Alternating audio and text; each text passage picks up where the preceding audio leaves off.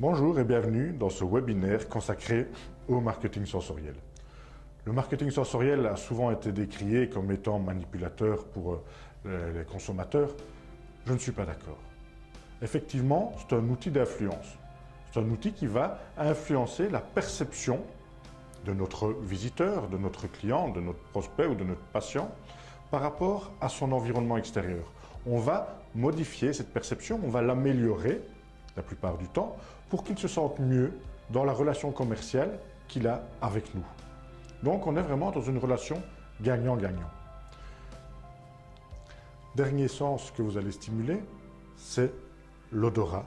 Donc c'est utiliser le marketing olfactif pour pouvoir vendre mieux ou vendre plus vos produits.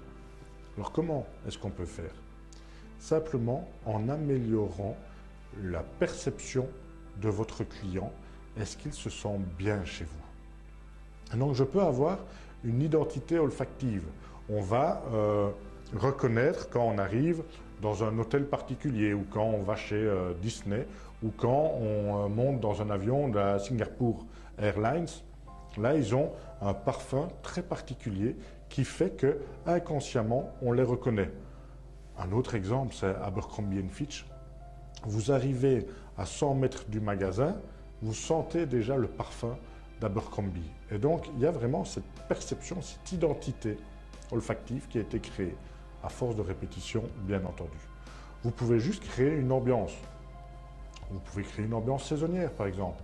Et donc, au printemps, je vais mettre une odeur de fleurs, en été, une odeur de fruits, je vais mettre une odeur plus, en automne, plus liée à la forêt, au bois vert, et je vais mettre une odeur d'orange cannelle pour les fêtes de fin d'année. Il y a des odeurs qu'on ne va pas utiliser. Par exemple, une odeur qui peut être agressive, telle que la mer, donc la mer, c'est salin, c'est très agressif. Les champignons, c'est une odeur qui va peut-être déplaire à certaines personnes, ou le gibier, ce genre de choses, c'est des odeurs qu'on ne met pas. La rose non plus.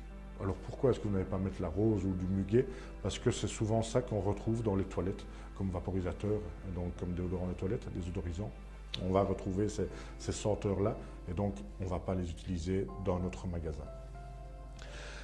On peut aussi avoir comme objectif, avec le marketing olfactif, de stimuler la vente directement.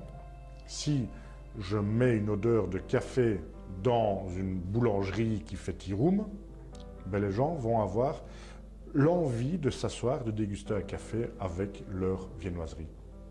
Simplement parce que j'ai stimulé neurologiquement cette envie liée à une odeur. Ça peut être du salé, vous savez. Si je ne mets pas d'odeur à l'entrée d'un supermarché, les gens vont se diriger aussi bien vers le salé que vers le sucré. Il ne va pas avoir d'influence. Si je mets une odeur de chocolat à l'entrée d'un supermarché, on va avoir plus ou moins 80% des clients qui vont se diriger d'abord vers le sucré, vers les rayons sucrés. Si je mets une odeur de poulet rôti, ça va être l'inverse.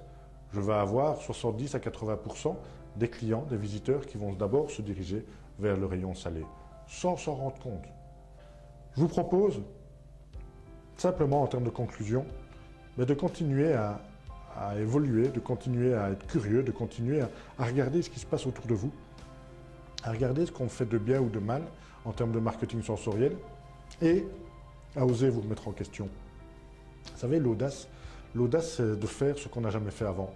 C'est de sortir de sa zone de confort, c'est de sortir peut-être de sa méthode traditionnelle pour pouvoir aller explorer des nouveaux horizons. N'hésitez pas à modifier votre stratégie, n'hésitez pas à y intégrer des nouveaux éléments parce que je suis persuadé que le management de demain, c'est un management par l'expérimentation et par l'innovation. Ce n'est pas un management par le savoir et par l'expérience.